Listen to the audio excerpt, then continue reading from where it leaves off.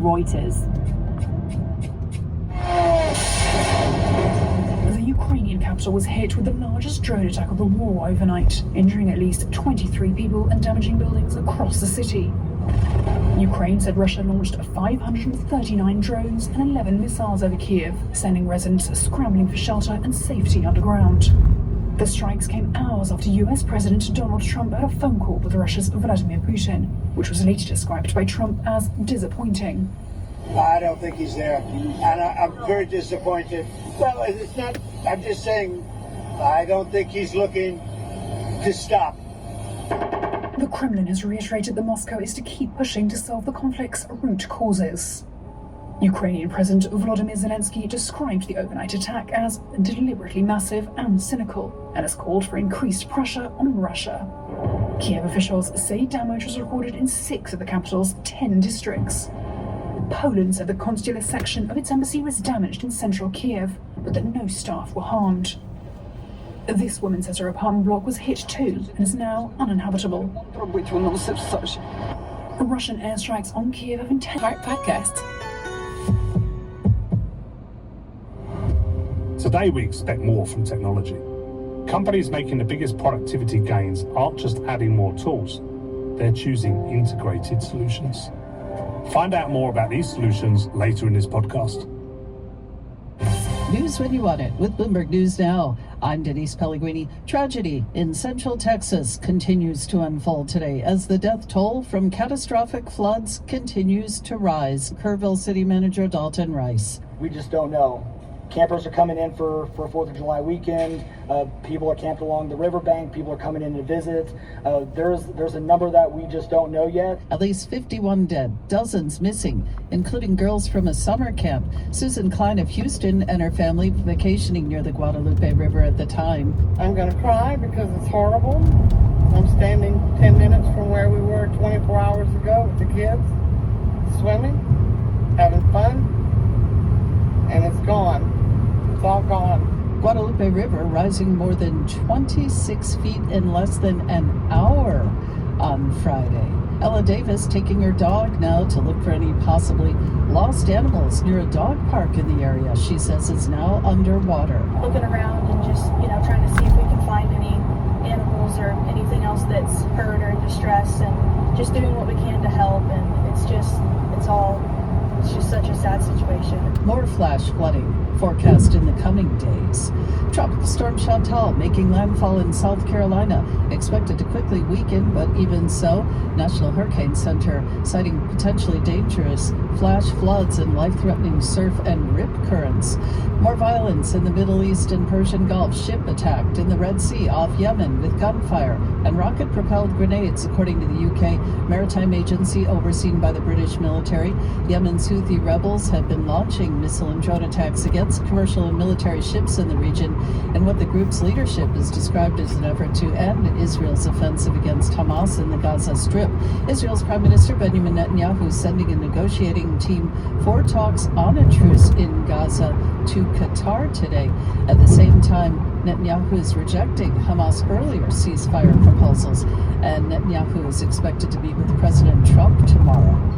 Billionaire Elon Musk revving his rivalry with President Trump into overdrive. Musk announcing on X social network a new political party, the America Party, has been formed to give people back their freedom. The announcement coming a day after President Trump signed that tax cut and spending bill. Musk has denounced the bill. It will end the popular $7,500 consumer tax credit for electric vehicle purchase this year. Musk has previously threatened to launch a new political party and vowed to boost his political spending to unseat lawmakers who voted for the president's bill.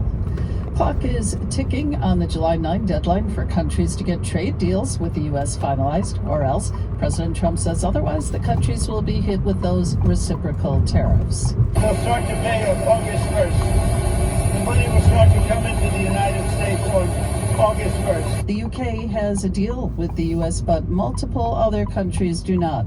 The US and the EU are still negotiating this weekend. Japan's prime minister tells NHK there are no easy tariff compromises, and South Korea is asking for an extension to this Wednesday's deadline.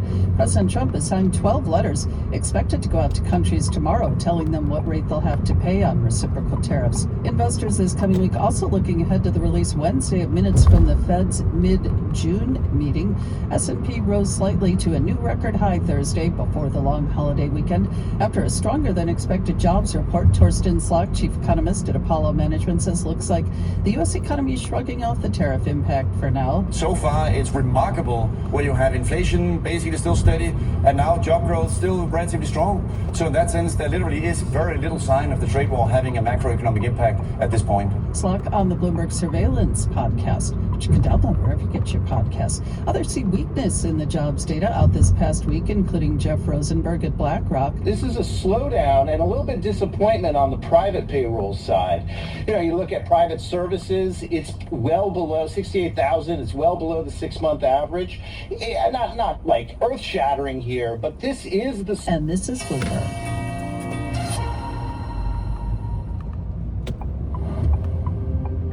Remember when a single technology glitch could bring an entire workday to a standstill? I'm Mark Banfield, Chief Commercial Officer at TeamViewer. Today, most technical issues are recurring. If you know the patterns, these issues can be remediated before they impact your business. One major UK retailer discovered a single point of sale outage cost them around $1 million in lost sales during a single lunchtime. Now, using TeamViewer's digital workplace platform, the same company is able to identify and fix those issues before they even happen. But proactive troubleshooting isn't just about the incremental improvements. It's about fundamentally reimagining how work happens for everyone.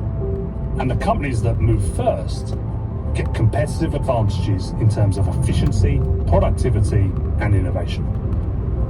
To find out more, visit bloomberg.com/TeamViewer.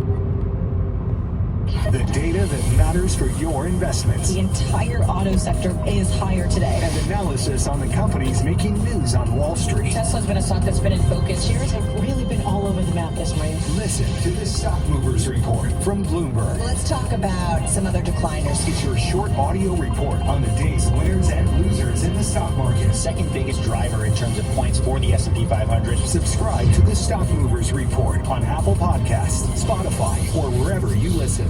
This is an iHeart podcast.